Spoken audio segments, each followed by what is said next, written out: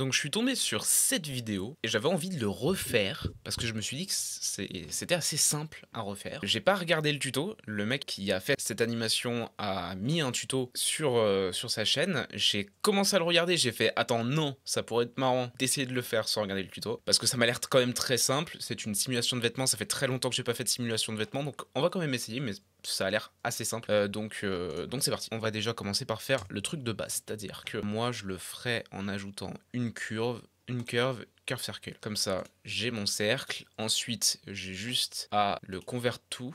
Donc tac, convert to mesh, edit. Je prends absolument tout ça. Donc A.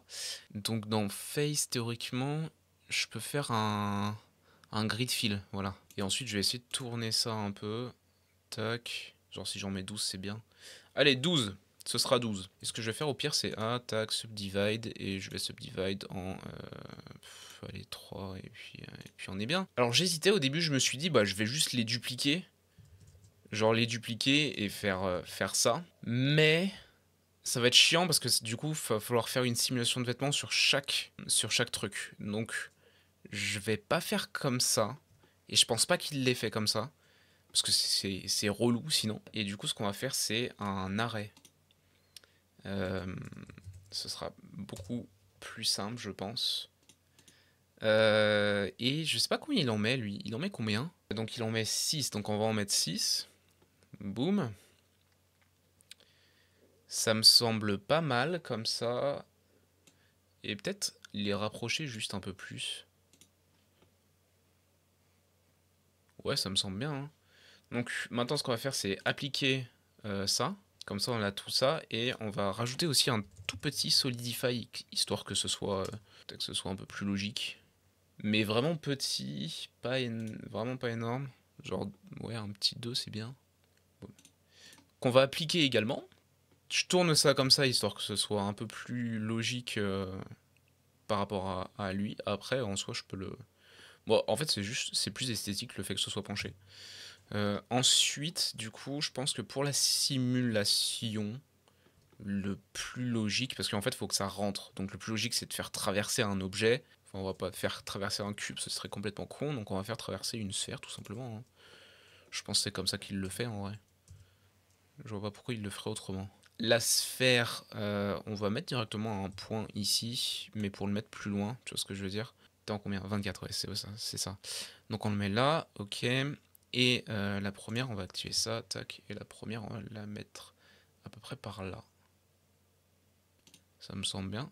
Ce qui fait que, logique, pour l'instant, elle fait ça. Maintenant, on va sélectionner cet objet. On va aller dans l'onglet de physique et on va faire un truc de simulation. Quand j'ai réfléchi vite fait, au départ, je me suis dit, en vrai, je vais prendre les edges ici et je vais les figer.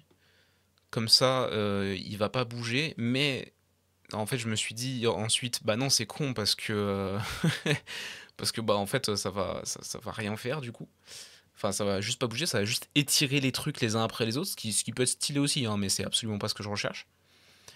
Par contre, ce qui peut être vachement mieux, c'est juste de virer la gravité. C'est-à-dire que on va dans le field et la gravité, on la turn à 0. Et je pense que là, déjà, c'est pas mal. Ensuite, il faut qu'on mette des self-collision, parce que sinon, bah, c'est de la merde. Donc, tac, objet de collision, oui. Et self-collision. Voilà, là, on est bien.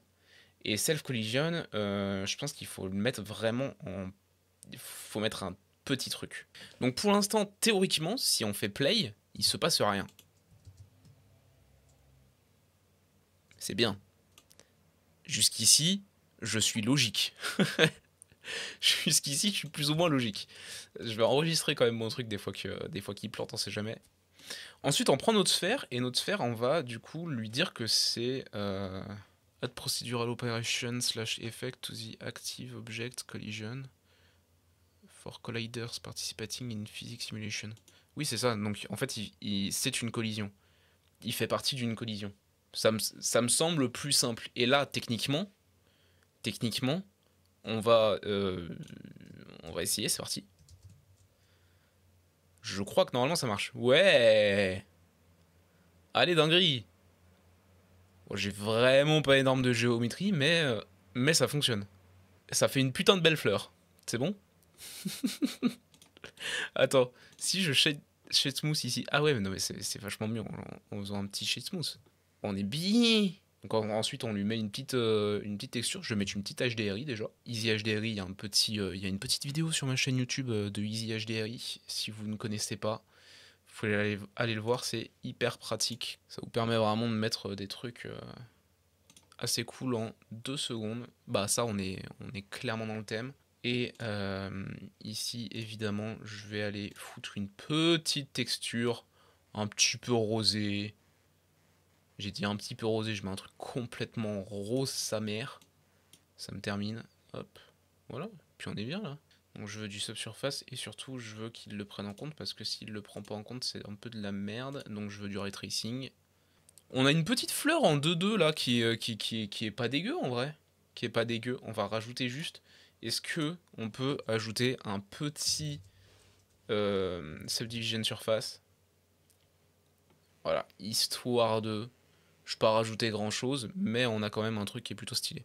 Et donc là, bah ouais, bah c'est bon, on a notre truc. Et du coup, ce qu'on peut faire, c'est carrément virer la sphère. Et théoriquement, on a quand même notre truc.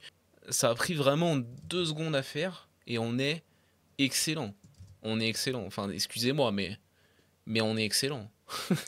Oubliez pas de vous abonner, d'aller me suivre sur les réseaux.